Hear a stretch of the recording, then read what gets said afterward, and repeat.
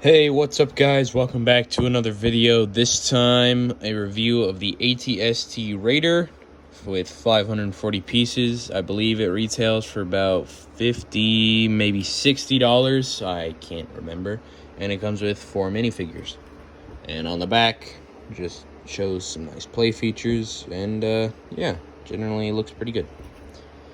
Now, going on to the figures, first one to talk about is the Cara Dune one, which, while it is a good figure that mostly represents the character's armor pretty well, it is a pretty inaccurate color of armor, I believe. She has a more green than blue armor, so a little bit inaccurate, a bit unfortunate. You see the little dot on her face representing the rebellion tattoo symbol she has on her head, face, either thing, whatever. And then, if I can get the hair off, there we go. Like most Lego characters, she has a second expression, more angry and then more smiling. And all in all, it's a good figure. Looks like the character, just inaccurate coloring, I would say. Next, you get Mandalorian when he's not in full Beskar. A figure at this point more rare than the Beskar version. And honestly, I think I like this figure more. Something about him looks nice. I like everything about him. Chest printing, it's very nice. Obviously no arm printing like the silver Beskar Mandalorian, but back printing, some nice leg printing. He looks good. And unfortunately, no face, but at that point we didn't know what his face looked like, so that's fine. And then comes with his pulse rifle or dissolving rifle, whatever its specific in-universe name is. And then you get the two aliens who pilot the ATST, and they both look generally pretty nice. I like this use of, I believe it's the pilot helmet that's been used for Anakin, and shoulder pauldron for him that looks like the Ninjago one with some spikes added on. And then printing wise, simple but good looking. I like it. And yeah, it's a nice figure. I don't believe they have a second print on there. Yeah, no, nothing, not even back scale details, which is fine. Then you get the second one, who also looks nice. Instead of a helmet, he's got this sort of respirator looking thing. It reminds me of Darth Malgus, I believe is his name, from Old Republic. And he has similar, if not, almost the same printing, pretty much. Not exactly. Legs are the same, but arm-wise it is different. Now moving on to the ATST, this thing is, well, I guess I don't have comparison. I think it's the same size as other ATSTs. The legs, starting off, look fairly nice. Sticker detailing on the feet, and then as well as the legs, and it all looks generally pretty good.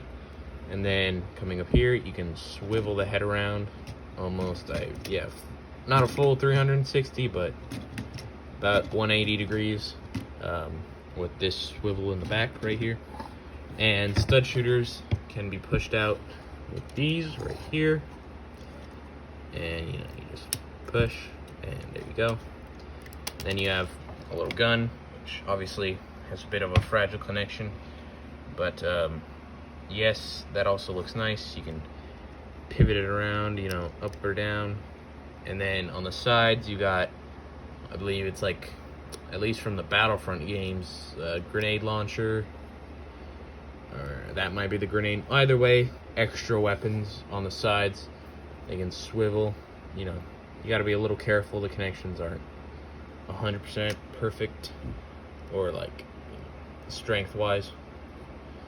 And then, the front of it looks mostly pretty good. Some gaps that, sadly, I guess just have to exist, and flaps that you can have closed if you want, or opened, although I think the proper way is for them to just always be open. And then flipping it open, you get the inside, which is actually, I'm not so sure I like the green. I don't know if that's actually in the ATST that's being piloted in that episode of Mandalorian, but if it is, then I guess it's accurate, but if not, then it's just not something I like. Very simple control panel right there, and a holder for a blaster, which is nice. I like when Lego kind of accounts for that type of stuff. It's good to see. Very, very simple cockpit. Obviously, you're not looking into it much, so they didn't, put much effort into making it look nice. But, yeah, that's all I have for today. It's a very nice set. Pretty good value for $50, especially.